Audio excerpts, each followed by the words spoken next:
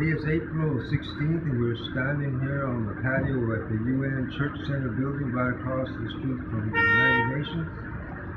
And we're here with our sister Peggy Bird. Peggy, could you give us a little bit of introduction? Yes, I'm Peggy Bird.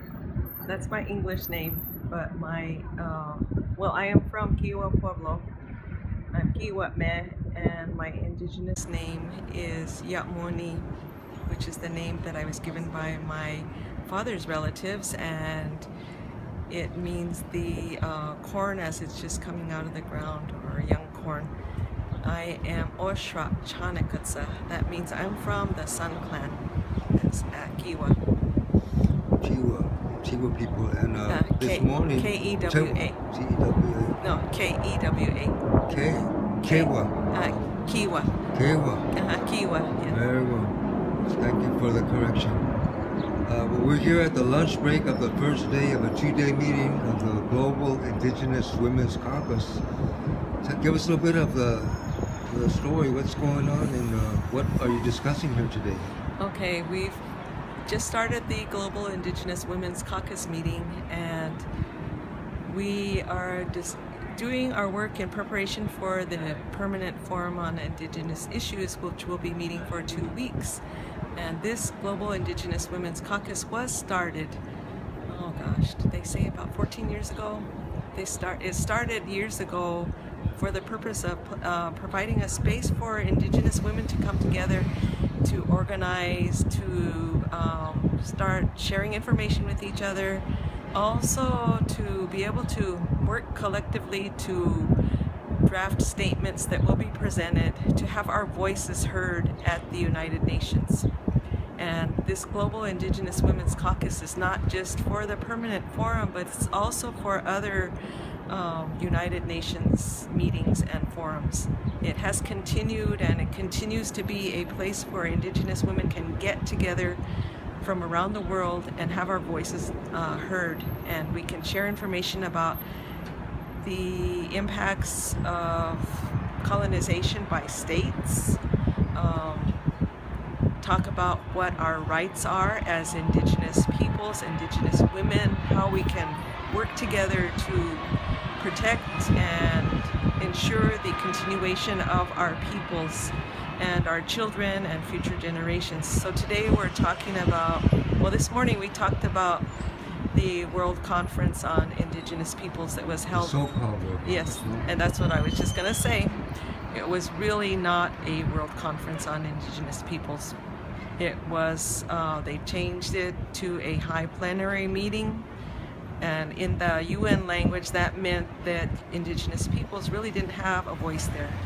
And it was, even though they kept the part of World Conference on Indigenous Peoples in their title, it wasn't there for Indigenous peoples.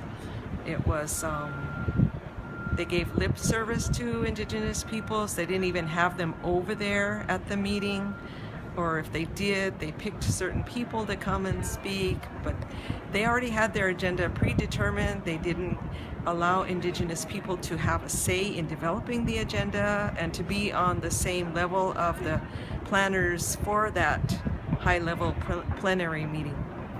So they created what we call an outcome document, but it's not really an outcome document, I would say. There's a lot of play in words and language. The outcome document, what I would say, was really something that they had determined beforehand, and they put the language in. They set up what they called a World Indigenous Peoples Conference, but it wasn't really that. It wasn't a place that Indigenous people were able to go and have a say and really participate in. One of the outcomes that we see, for example, we're standing right across the street from the UN, and this is the year 2015, but in 1973, the chiefs from Womren came to this building to present the original documents, the treaties themselves. And where are those treaties in this outcome document? Where is the recognition of our nationhood in terms of this institution of the United Nations and the nations of the Earth, Mother Earth, who the Indigenous peoples are? Isn't this really the fundamental question where we're still at? Yep, and we are still working to have our place at that table across the street at the United Nations. We should be sitting there with those states. Indigenous people should be there. We are at the same level, yet states like Canada, like Australia, like the United States would continue to place us from a national perspective and look at us from that perspective instead of recognizing us as equal partners, as equal status as they are.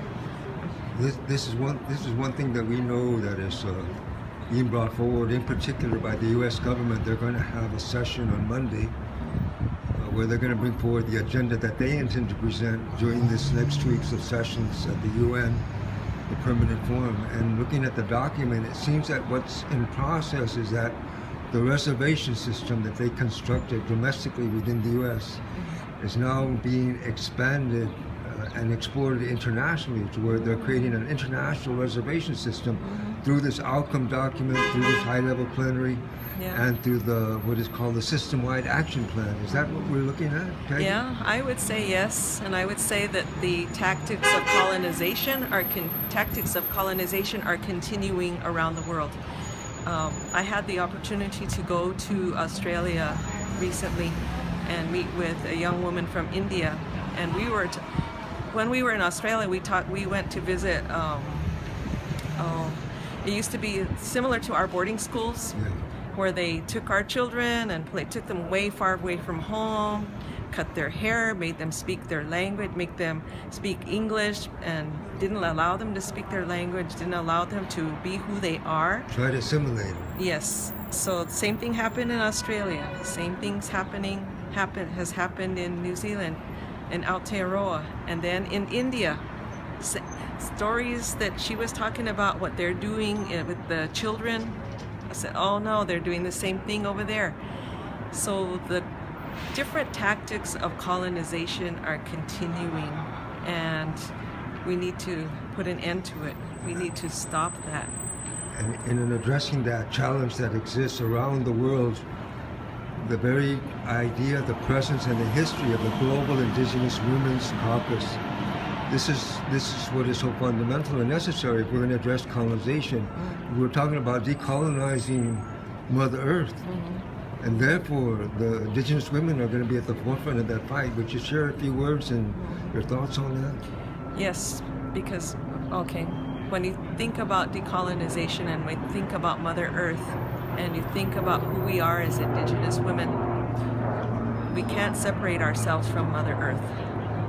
We are Mother Earth. We are the spirit. We are the ones that are coming forward to voice and reflect what's happening to Mother Earth, what's happening around the world, what's happening to all Indigenous women. We are here to voice our words about the violence that continues to happen to all of us, how we're not being protected, how the way that our Indigenous men, their roles in protecting us have been taken away, how we're not respected. The same thing's happening to Mother Earth. Mother Earth's not being respected. And you look at global warming, that's a result of that disrespect for Mother Earth. Climate chaos. The same climate chaos, the same things happening to women, and we've had to stay strong, because Indigenous women, or women even all over, we have had to stay strong, because it's been our responsibility to not only give life, but to ensure that life continues. As the main responsible beings, the Indigenous women, for the protection of the watersheds, the waterways, the hydrosphere. Yes. It's all one single sea. There's not no seven oceans. No. This is what you're facing. This is why you're gathering here today, in order to put your strategies together. Yes. Would you give us a final word, Peggy? So we're gathering here today as global Indigenous women to share with each other, to create recommendations, to make our voices heard. One of the things that I heard strongly this morning is that we've had enough. We're not going to let them tell us what to do anymore.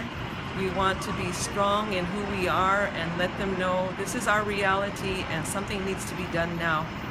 No more talking about it. No more changing our words. No more changing the rules on us. No more changing the laws. This is who we are, and we're going to continue to be who we are. Nothing's going to change that, and they need to respect that. Thank you so much, Peggy. This is Tupac Walakoya in front of the United Nations complex with Peggy Bird, Kewa. Kewa. Kewa. Yeah. Thank you so much. Kewa.